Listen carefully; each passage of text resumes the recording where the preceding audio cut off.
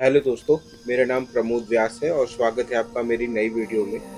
क्या आपने कभी सोचा था कि आगरा का लाल किला सिर्फ लाल पत्थरों से बनी एक ऐतिहासिक इमारत नहीं है, बल्कि सैकड़ों साल पुरानी एक ऐसी कहानी है जिसमें बादशाहों की ताकत, शाही जिंदगी, युद्ध, साजिशें और एक बेटे के द्वारा अपने पिता को कैद करने की पूरी कहानी छिपी हुई है। आज हम आपको लेकर चल रहे हैं आगरा, उस शानदार किले के अंदर जिसने मुगल साम्राज्य के सबसे महत्वपूर्ण दौर को अपने आंखों से देखा है। ये वही आगरा है जहां दुनिया का मशहूर ताजमहल मौजूद है, लेकिन ताजमहल से कुछ दूरी पर ये आगरा का लाल किला अपने अंदर एक ऐसी कहानी समेटे हुए है जो शायद ताजमहल की कहानी से भी ज्यादा रोमांचक है। तो बने रहें वीडियो के अंत तक, क्योंकि आज हम जानेंगे आखिर आगरा का लाल किला किसने बनवाया, इसके अंदर के महल और दरबार कैसे थे, शाहजहां का इस किले से क्या संबंध है और सबसे महत्वपूर्ण, क्या सच में शाहजहां अपने जीवन के आखिरी साल में इसी किले के अंदर कैद होकर ताजमहल को देखा करता था। चलिए शुरू करते हैं कहानी। आगरा का लाल किला किला उत्तर प्रदेश के आगरा शहर में यमुना नदी के किनारे स्थित है। आज हम जिस किले को देखते हैं उसका सबसे बड़ा निर्माण मुगल शासन अकबर के शासनकाल में हुआ था। अकबर ने 1565 के आसपास इस किले का बड़े पैमाने पर पुनर्निर्माण शुरू करवाया। उस समय आगरा मुगल साम्राज्य के बेहद महत्वपूर्ण शहर में से एक था। आगरा सिर्फ एक शहर नहीं, मुगल सत्ता का सबसे बड़ा केंद्र था और इसलिए अकबर को एक ऐसे विशाल और मजबूत किले की जरूरत पड़ी जो दुश्मनों और साम्राज्य की रक्षा कर सके और शाही परिवार के लिए एक शानदार निवास भी बन सके। किले के निर्माण में बड़े पैमाने पर लाल बलुआ पत्थरों का इस्तेमाल हुआ। इसी कारण यह किला दूर से लाल रंग का विशाल पहाड़ जैसा दिखाई देता है। कल्पना कीजिए, आज से 450 साल पहले इस किले की दीवारें ऊंची तैयार हो रही हैं और आसपास का दृश्य कैसा होगा। हजारों मजदूर, पत्थर काटने वाले कारीगर, राजमिस्त्री हाथियों और बैलगाड़ियों से ले आए जाते थे और बीच ही मुगल साम्राज्य की विशाल इमारत धीरे धीरे आकार ले रही थी। आगरा का किला एक साधारण किला नहीं है, इसके अंदर महल, दरबार, मस्जिदें, शाही निवास, अनेक संरचनाएं थी। किले की विशाल दीवारें करीबन 2.5 किलोमीटर के आसपास में फैली हुई हैं। ऊंची और मजबूत दीवारों के साथ किले की सुरक्षा में कई व्यवस्थाएं थी। उस समय किसी भी साम्राज्य की ताकत उसकी सेना से नहीं बल्कि उसके किले से दिखाई जाती थी और आगरा का किला मुगल साम्राज्य की शक्ति का एक बड़ा प्रतीक बन चुका था।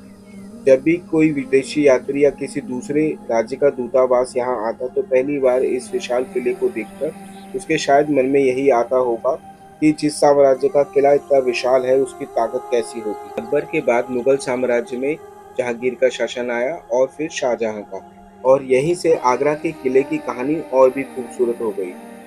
शाहजहां को वास्तुकला से बेहद लगाव था।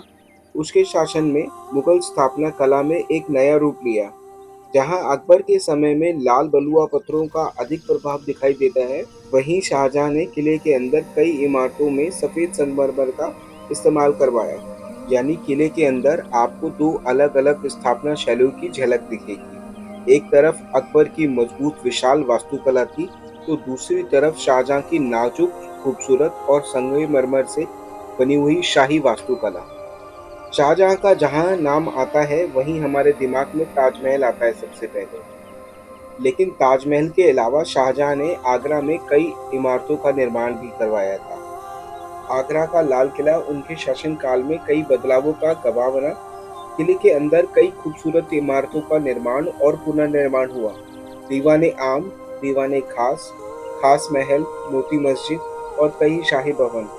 इन इमारतों में मुगली शाही जीवन की झलक दिखाई देती है। कल्पना कीजिए, इसी किले के अंदर शाही दरबार लगता होगा और बादशाह अपने सिंहासन पर बैठे होंगे।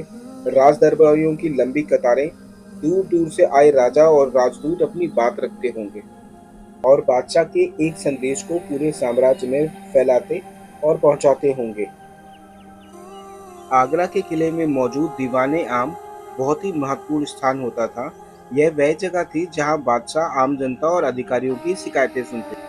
सोचिए, एक आम इंसान जो अपने गांव से कई दिनों की यात्रा करके आगरा पहुंचा होगा और अपनी समस्याएं लेकर बादशाह के सामने खड़ा होता होगा। उस समय बादशाह के सामने अपनी बात रखना किसी सामान्य घटना से कम नहीं था। दीवानी आम मुगल शासन व्यवस्था का एक महत्वपूर्ण हिस्सा था। यहाँ प्रशासनिक फैसले लिए जाते थे और जनता से जुड़े मामलों पर सुनवाई होती थी। इसके बाद बात करते हैं हम दीवाने खास की। दीवाने खास जैसे नाम से ही पता चलता है कि ये खास लोगों के लिए था। यहाँ बादशाह महत्वपूर्ण अधिकारी, राजाओं और विशेष मेहमानों के साथ बैठा करते थे। यही साम्राज्य के महत्वपूर्ण फैसले लिए जाते थे।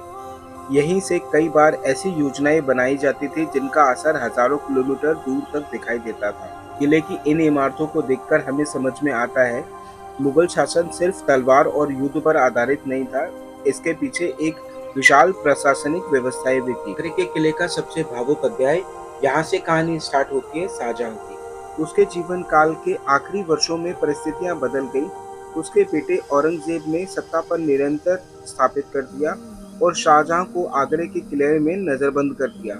कहा जाता है शाहजहां ने अपने जीवन के अंतिम वर्ष किले के मुसम्मन बुर्ज से ताजमहल को देखा करता था।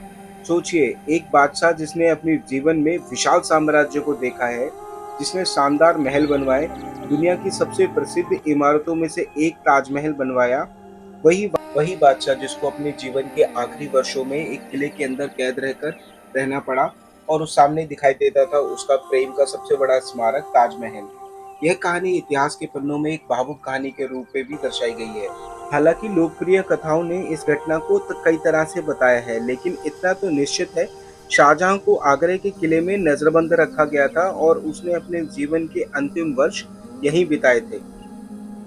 अब हम बात करते हैं मुसम्मन बुर्ज की। मुसम्मन बुर्ज आगरा किले का बेहद खूबसूरत हिस्सा था। ये एक अष्टकोणीय टावर है जो यमुना नदी की तरफ खुलता है।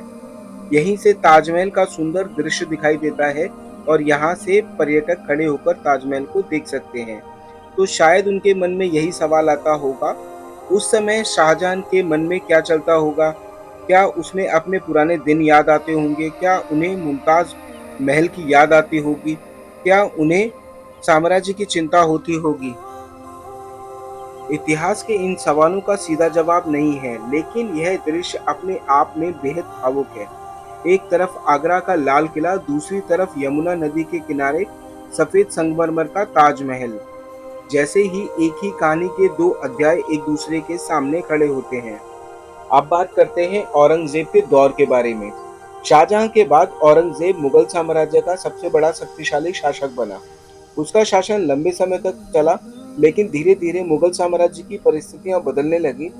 भारत के अलग अलग हिस्से में कई शक्तियां मजबूत होने लगी, जैसे मराठा शक्ति का विस्तार हुआ, क्षेत्रीय शक्तियां बढ़ी और मुगल साम्राज्य की ताकत धीरे धीरे कमजोर होने लगी। आगरा का लाल किला भी इसी पूरी राजनीतिक बदलाव का बड़ा गवाह बना। अंग्रेजों का दौर, समय बदला, मुगल साम्राज्य की शक्तियां कमजोर होने लगी थी। भारत में ईस्ट इंडिया कंपनी की शक्तियां बढ़ने लगी थी।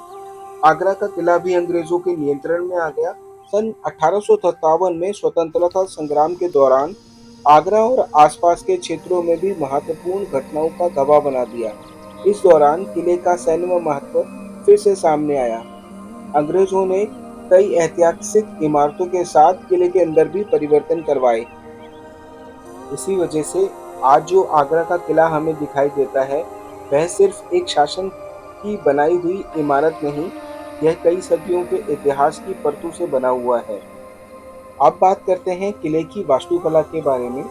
आगरा के किले की सबसे खास बात इसकी वास्तुकला है। अगर आप किले की दीवारों को ध्यान से देखें तो आपको विशाल लाल बलुआ पत्थर दिखाई देगा। अंदर जाने के बाद सफेद संगमरमर से बनी इमारतें नजर आएंगी। कहीं नक्काशी, कहीं मेहराब, कहीं जालीदार खिड़कियां, कहीं विशाल दरवाजे। और यही ऐसे स्थान है जहां पर यमुना नदी और ताजमहल को एक साथ देखा जा सकता है। यानी यह किला सिर्फ युद्ध के लिए नहीं बनवाया गया था, ये शक्ति और सुंदरता का एक मिश्रण है। आप बात करते हैं आगरा से जुड़े कुछ रोचक तथ्यों के बारे में। आप जानते हैं कि कुछ ऐसे तथ्य जो शायद लोगों को पता नहीं है। पहला, आगरा का किला यूनेस्को की विश्व धरोहर की सूची में शामिल है।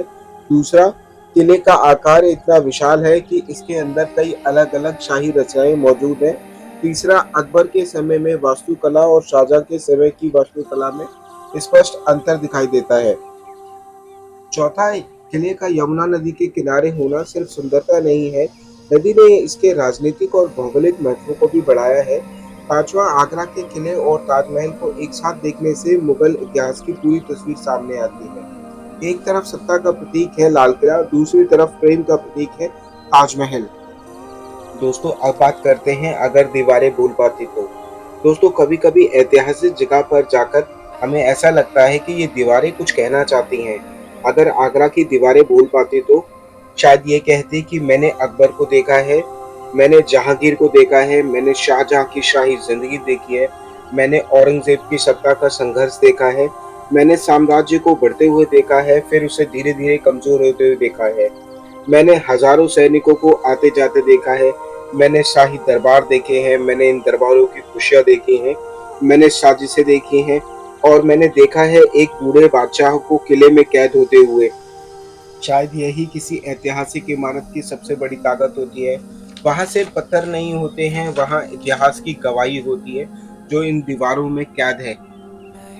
दोस्तों अब बात करते हैं आगरा का किला। आज का आगरा का किला भारत की सबसे महत्वपूर्ण ऐतिहासिक घटना स्थलों में से एक है। देश विदेश से लोग यहाँ आते हैं, कोई इसकी वास्तुकला देखने आता है, कोई इतिहास को जानने के लिए आता है, कोई शाहजहां और ताजमहल से जुड़ी कहानी सुनने को आता है, कोई सिर्फ यह महसूस करने के लिए आता है कि सैकड़ों साल पहले की जिंदगी कैसी होगी। अगर आप आगरा के किले के अंदर घूमते हैं तो कोशिश कीजिए वहां पर दीवारों को ना खोजें, वहां पर रुकें और दीवारों को देखें और उनको सुने कि वो क्या कहना चाहते हैं आपसे।